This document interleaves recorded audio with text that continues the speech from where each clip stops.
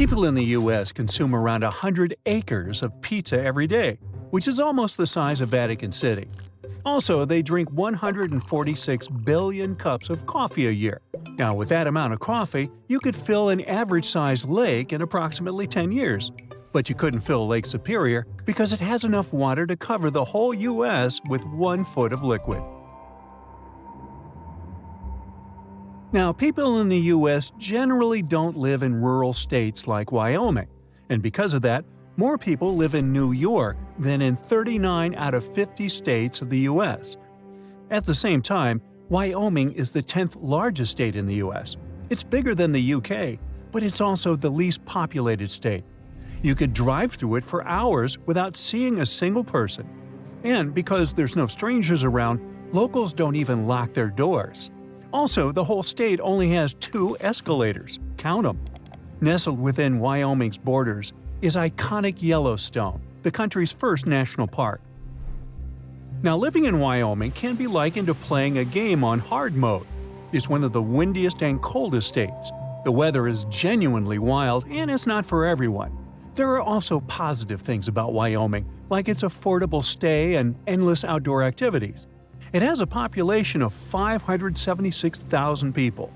That number of inhabitants could fill a small city. But everything you love about the outdoors can be found here, and that's why people choose this state. Vermont is the muddiest state in the U.S. It even has its own Loch Ness Monster. In the 17th century, European cartographer Samuel de Champlain reported seeing a 20-foot monster in Lake Champlain, named after him, that was as thick as a barrel and had a head like a horse. And since then, many more people have allegedly seen this creature. Vermont is an excellent state with tons of natural beauty. It's the perfect place for starting a farm. The state has a population of a little over 500,000 people. There are more folks in a few blocks in New York than the entire state of Vermont.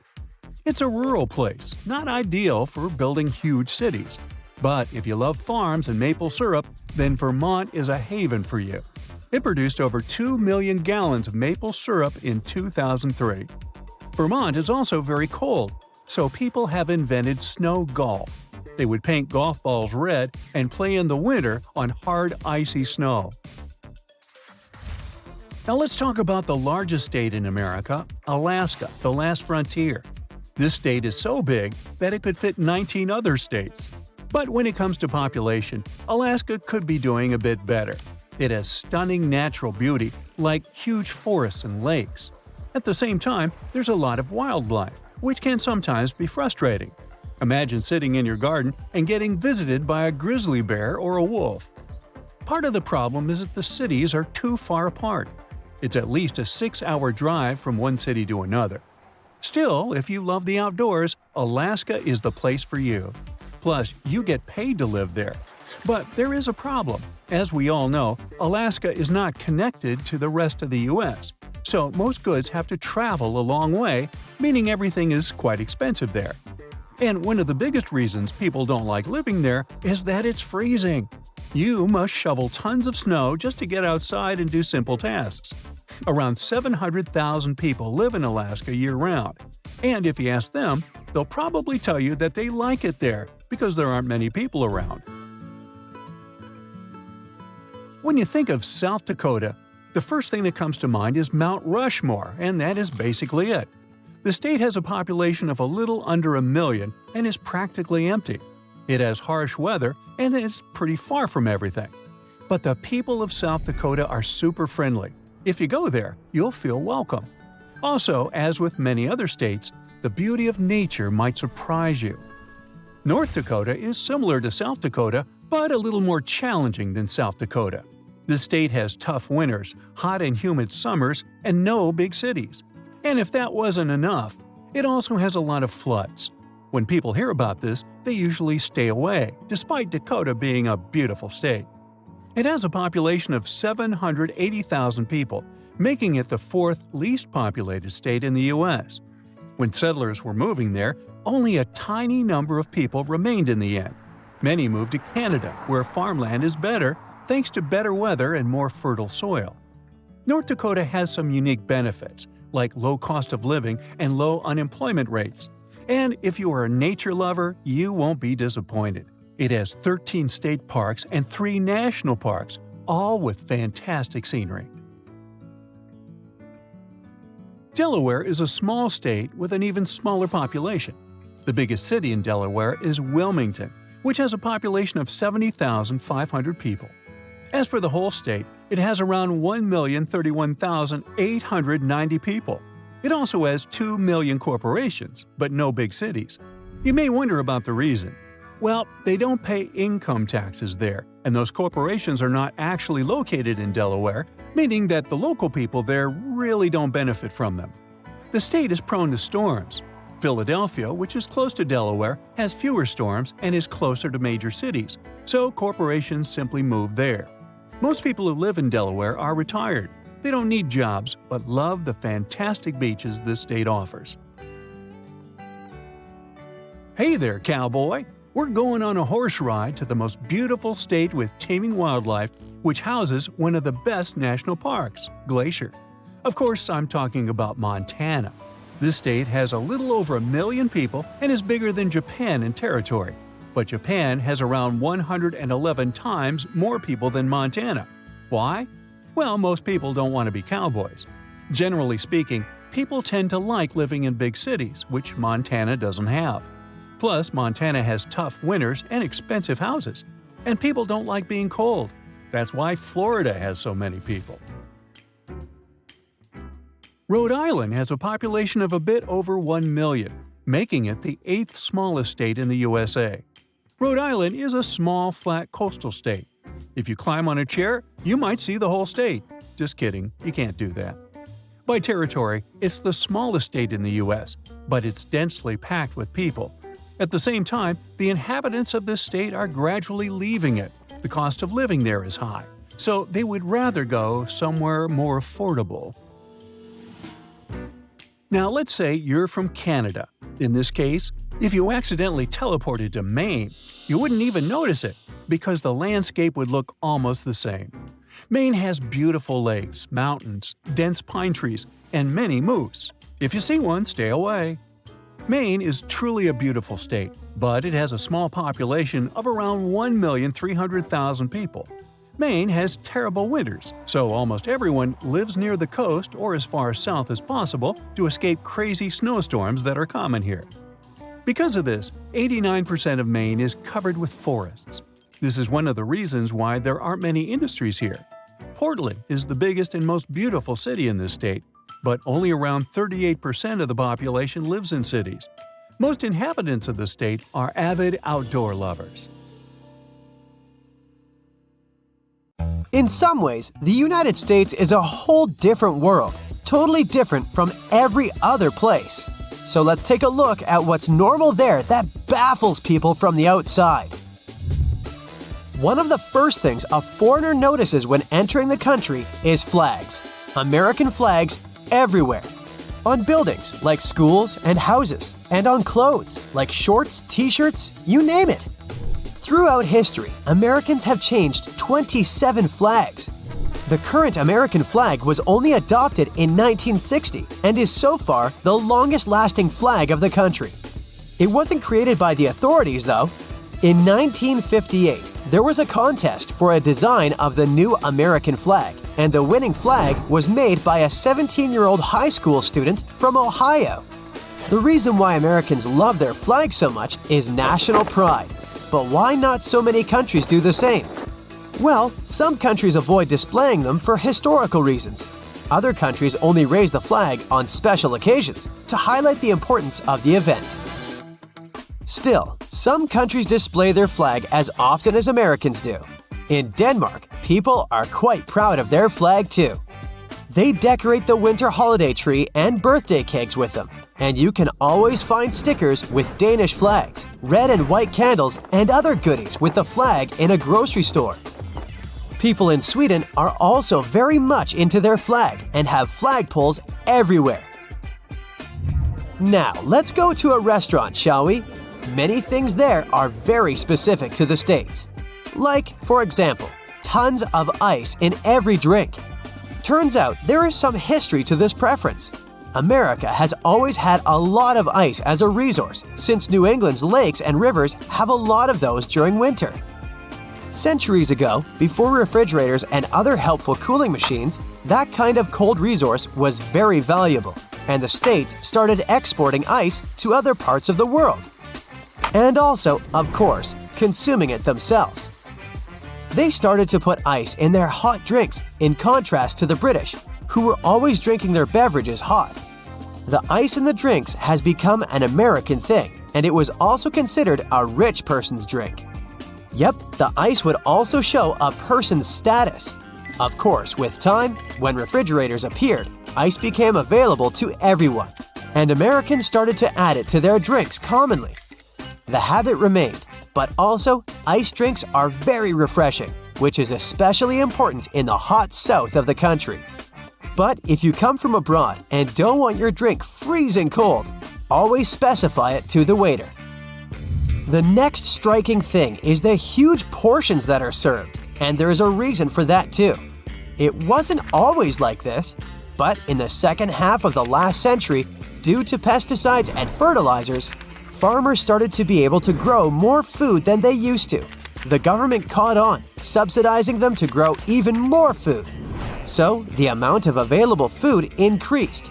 Over time, companies started to increase the sizes of their portions. Why serve less food and get less money if you can serve a bit more and also charge more? That's good for business, and it's a win-win. Customers get more food for just a little bit more money. So, larger portions stuck. Okay, now we need to take a little toilet break. And, surprisingly, there are a lot of foreigners who find American toilets weird. First, what's up with those huge gaps in bathroom stalls? Let's start with a more obvious part, gaps on the bottom of the doors. Those are quite common, even outside the US, and they serve several purposes. First, you can see if there's a person inside without trying to break into an occupied stall. Second, it provides some ventilation and makes it easier to clean the floor in the bathrooms. The gaps on the sides are more questionable. Of course, people on the outside can't see everything going on behind the door, but still, there's not much privacy whatsoever. In most other countries, the gaps are either negligible or non-existent. So what's up with them in America? I did some research. Some sources say that since every inch of material is expensive, wide gaps are made to reduce the costs of bathroom stalls. Other sources say that when people feel exposed like this, they have fewer incentives to do something illegal in public bathrooms. Next observation, American toilets have way more water in their bowls in comparison to, for example, European ones. The reason is that those types of toilets use different flashing systems, and an American one needs more water to flush effectively. In many countries, especially in Asia, most bathrooms have bidets, which are used for after-toilet cleaning, and tourists don't understand why Americans wouldn't adopt those too. After all, if you step in mud, you'll go and wash your foot instead of just wiping it off with a tissue. The same logic works here. Also, it reduces toilet paper usage. So, it's more sustainable and it's environmentally friendly. Some say there's a strong stigma in America around bidets that is extremely hard to overcome. Others say that toilets in the US don't have enough room to install a bidet. So they don't have those, especially if there are other well-known ways. Before we leave the restaurant, we need to tip the waiter. Tipping in the United States is way more common than in most other countries. You're expected to tip any service person who helped you with something. While some kind of tipping exists in some other countries, the extent of it is smaller. And there are also countries like Japan and Denmark where tipping isn't a thing at all. Those countries have minimum wage laws that dictate decent wages employers must pay their workers. This way, the need to pay money to service stuff isn't pushed onto the customers. By the way, here's one more fact about the prices. Probably the craziest thing in the States tourists have to adapt to are prices in stores. The tax isn't included into the displayed price and is added on top while checking out. So people who are short on money can't pre-calculate the price they will have to pay to make sure that they have enough money. But really, why is it so? The main reason behind such a weird policy is transparency. This way, taxpayers know how much tax they pay and can resist raising the tax rate in case it comes on the national agenda. Also, it allows buyers to compare the costs of products across states fairly, since tax rates may differ. So, if the tax isn't included, you compare the actual bread costs between Alabama and Alaska, for example. In some places in America, it's not very easy to get around unless you travel by car. In some regions, there's often no sidewalk taking you to the closest convenience store or a crosswalk, allowing you to cross the road right in front of the store. The main reason for that is probably the fact that the United States is a big country with vast lands and everything is spread out. Neighborhoods can be scattered around, wide suburban territories quite far away from one another, so that's already far from being walking distance, and sidewalks aren't needed because, yes, no one's walking. Studies show that Spanish or Germans walk at least twice as much as Americans, but in those countries, everything is way closer. And last and not least, you guessed it, the imperial system. It's based on the human body. A foot is an average foot size of a person, so you might think it's quite intuitive for anyone. Well, no. Foreigners are incredibly confused with feet, inches, gallons, and Fahrenheits, and tend to convert it all to the familiar metric system. Well, in this sense, the British are even more confusing. Those guys use both imperial and metric systems. For height, it's mostly feet and inches, but for weight, kilograms. Great Britain used to have the imperial system, but later they were forced to switch to the metric system. So now, they're using a combination. Whatever helps to be more precise. It was hot in the tropics, a type of heat unknown to the men aboard the Nina, the Pinta, and the Santa Maria ships led by Italian explorer Christopher Columbus. It had been months since these men left their home cities in Europe, and until then, Europe was all they knew. They were given a difficult and even dangerous task. Spain hired Columbus to find a new western route to Asia. They needed new routes for trading and buying spices, but it was far from a simple job. I mean, crossing the ocean never is. Little did those sailors know that their lives were about to change forever. "Land in sight!" someone must have shouted on board. But when they finally stepped on that new foreign land, they discovered they were not in Asia. They had landed in the Americas. You've probably heard this tale before. Historically speaking, Columbus arrived in the Americas in 1492. But what would have happened if Columbus's ship had faced a lethal storm in the Atlantic Ocean and had never made it to the new land? What would today's history look like? First things first, nobody discovered anything. When we say that the Americas were discovered, we're kind of ignoring the millions of people who already lived there. You see, the Americas were only discovered from Europe's point of view. Columbus would only have discovered something if when he got there, he was faced with acres and acres of empty land. But that was not the case at all. Second, Columbus was not the first explorer to land in the Americas. Believe it or not, the Vikings approached American shores in the 10th century. Their expeditions have been well documented and accepted by scholars. Here's what might have happened. Around the year 1000 CE, Viking explorer Leif Erikson sailed to a place called Vinland. Cute name, huh? It's now a region in Canada called Newfoundland. But his crew didn't stay too long. They arrived to find 10 Native Americans napping under their overturned canoes. They attempted some trade, but I'm guessing the Vikings weren't too friendly and the Americans didn't really like them.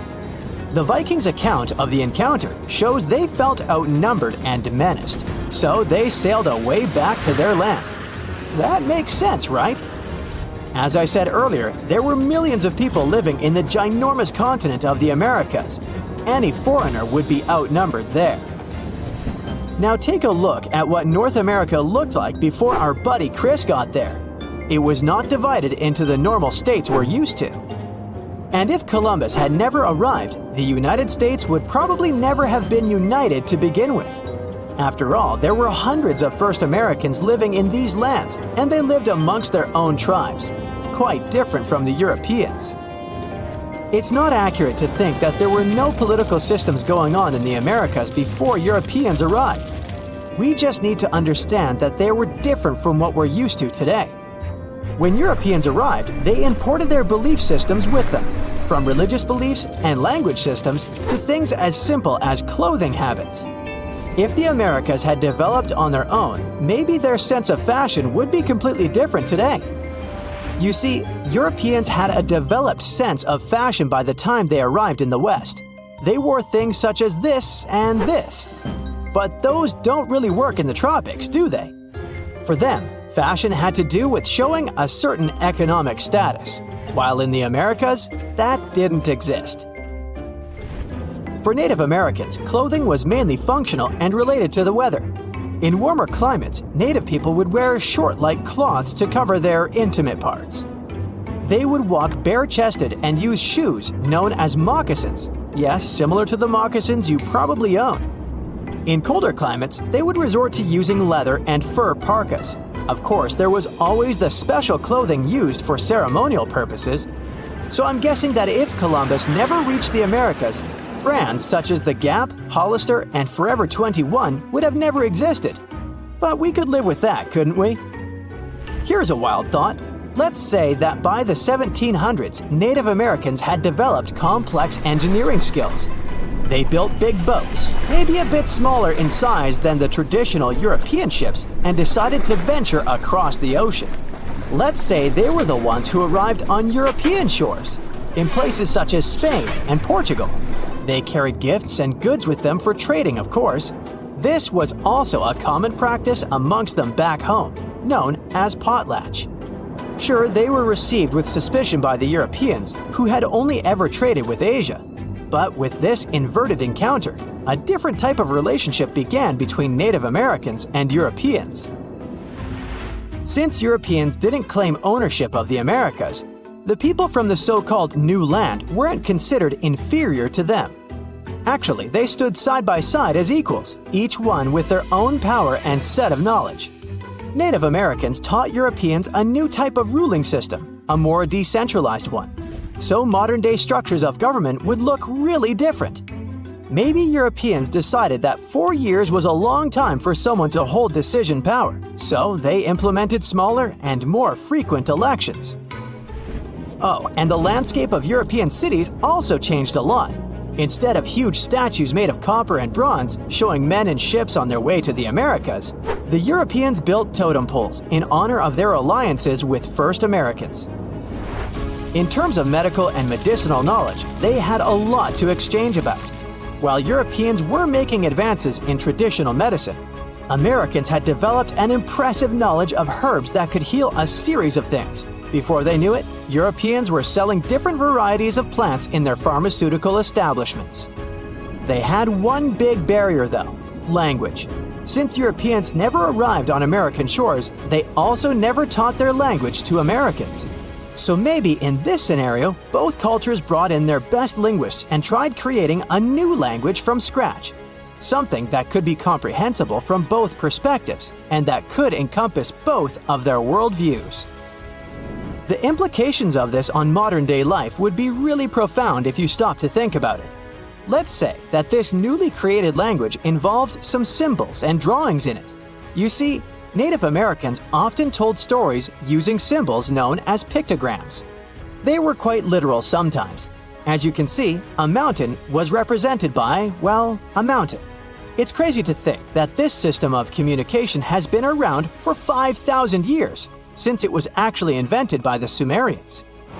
And hey, maybe even our laptop keyboards would come equipped with these symbols, and you could write more visually hybrid and fun emails than the ones you write today. The American landscape would have also changed. You see, if neither Columbus nor any of the other European dudes that went after him reached the so-called New Land, Central and Latin American cities would look completely different than they do today. maybe the bustling empires of the time, such as the Inca, the Maya, and the Aztec, would have grown immensely. To be fair, they were already pretty big by the time Europeans got there. Some pre-Columbian Maya cities were as big as medieval London and Paris in terms of population. But oh my, the Mayan Empire would have grown so much that it could have spread out all over of Central America. They could have developed their pyramid building craft up to the point that they managed to build an even larger pyramid than the Giza pyramid in Egypt. So tourists would come from all over the world to visit. And in South America, let's just say the region could have turned into a huge forest, bigger than the Amazon. The Inca could have spread through the Andes and then into the mainland. Places such as Brazil and Argentina never existed. But in their place, there would have been dreamy tropical settlements, which would have become a worldwide reference in sustainable living. The LaLaurie Mansion, located in the French Quarter of New Orleans, has a grim reputation. Its former owner, Madame Delphine McCarthy LaLaurie, was a wealthy socialite in the early 19th century. The urban legend says that she treated her workers very badly. One night on April 10, 1834, Madame LaLaurie's house began to burn. Madame and her family managed to escape, but she abandoned her workers. They were locked inside the house.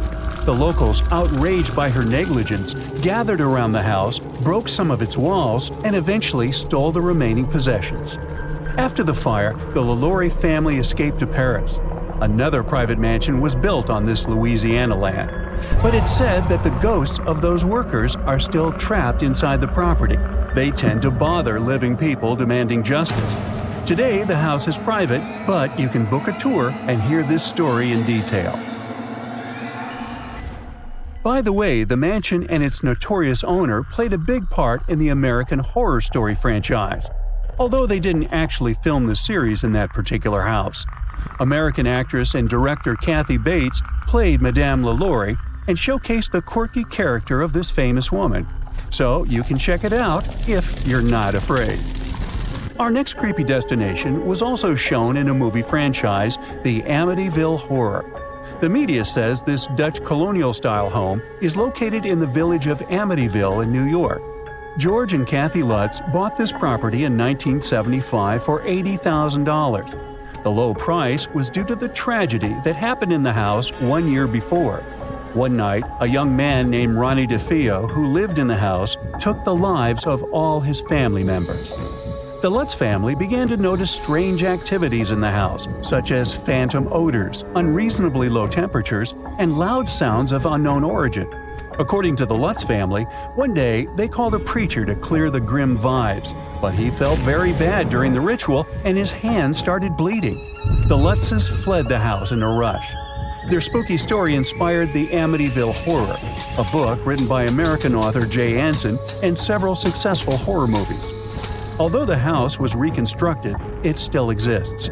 However, its address has been changed to confuse the trail and prevent crowds of tourists from gathering around it. Do you recognize this seemingly cute house in Harrisville, Rhode Island? It's known as one of the most haunted houses in America. The property earned its notorious reputation after multiple people lost their lives in this house over the years. In 1970, the Perrons family began to live here, and according to the legend, an invisible being lived along with them. At first, the entity was playful, but then it started getting more sinister. The family members experienced physical attacks and unexplainable illnesses. They invited the famous mystery hunters, Ed and Lorraine Warren, to research this case, which later inspired a book and the movie The Conjuring, released in 2013. In 2019, the property was purchased by the Heisens family, who also investigated mysteries. They reported some weird stuff going on in the house too, and eventually developed a successful business on haunted tourism.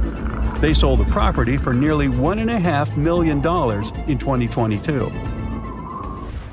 Let's move on to Tennessee. The urban legend tells a creepy story that started in 1804. John Bell and his family moved to this peaceful-looking farm in North Carolina. At first, everything went well, but 13 years later, the family began to experience bone-chilling events.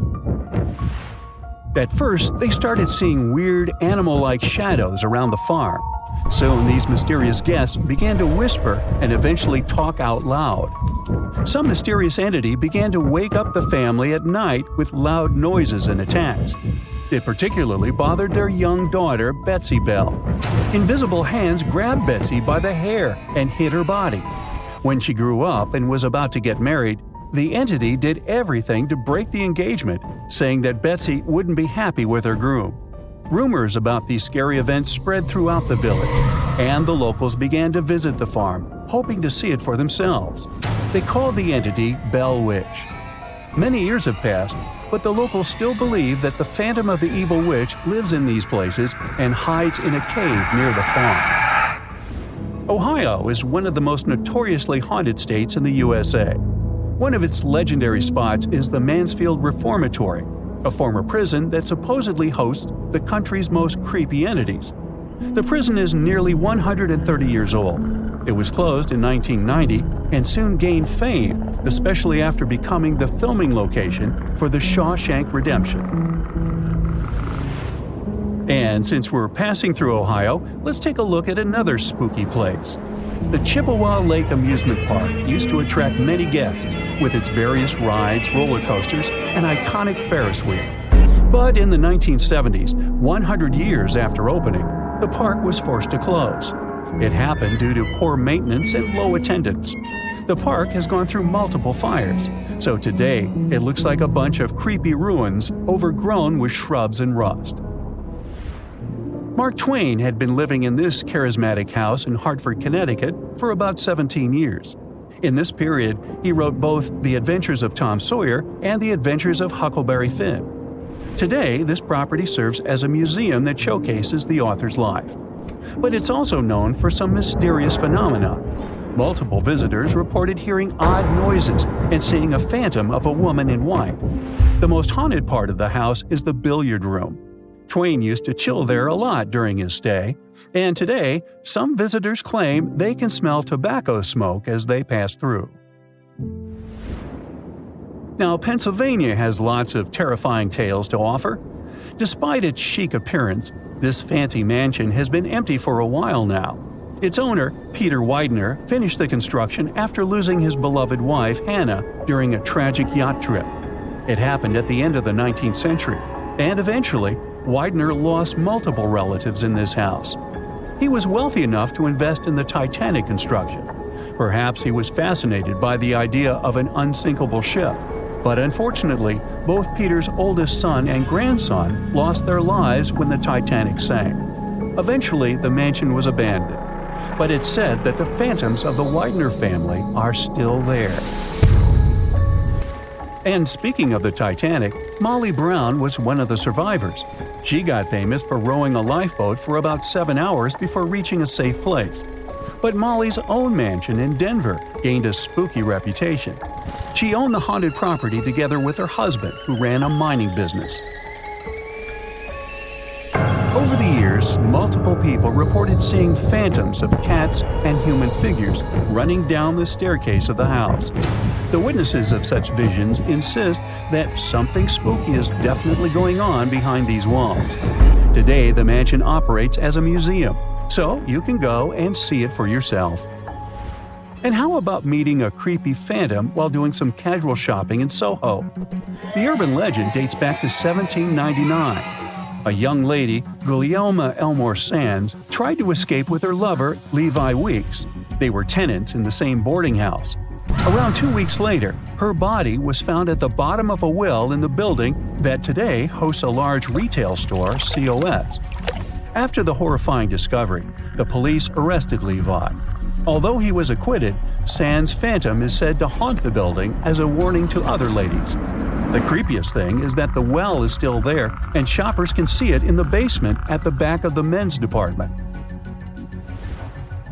Now brace yourself and welcome to the famous haunted toy store in Sunnyvale, California. The legend says that the land under the property used to be a plantation owned by Martin Murphy. He hired a preacher, Johnny Johnson, who fell in love with Murphy's daughter, Elizabeth. But she got engaged to a lawyer. Johnny's heart was broken, and he lost his life in an accident while chopping wood. Today, Johnny's phantom reportedly wanders around the Toys R Us store, still chasing his beloved Elizabeth. Customers and employees report seeing objects moving on their own, hearing mysterious footsteps, and even Johnny's whispers over the intercom system. Ooh.